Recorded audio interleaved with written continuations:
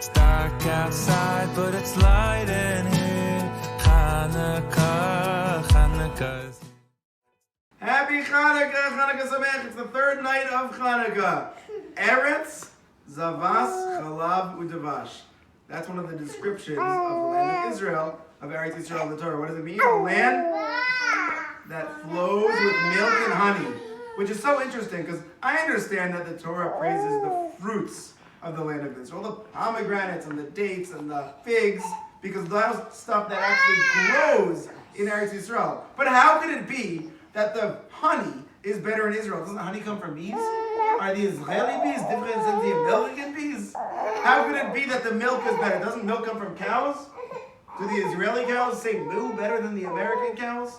How could it be that the milk and the honey of Eretz Yisrael is any different or any better than the milk and the honey anywhere else?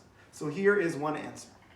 Maybe what makes the milk and honey of Israel so great is the fact that you would think, if I had asked you before you learned the Torah and before you knew the halacha, whether milk and honey is kosher, you might think that they're not even kosher.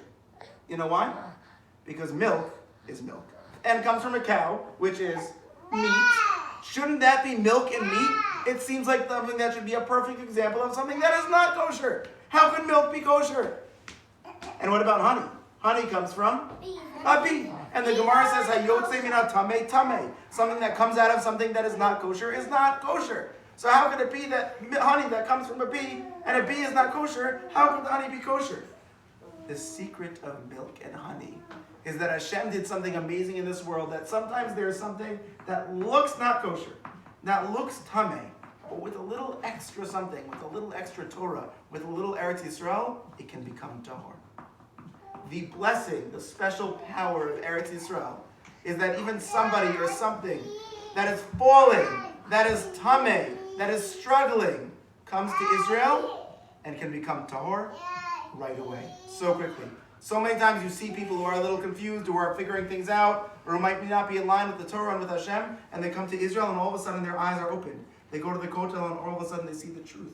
Because Eretz Yisrael is the special power to change something that looks like it should be tameh into something that's beautiful, perfect, and tahor. And that's the miracle of Chanuka.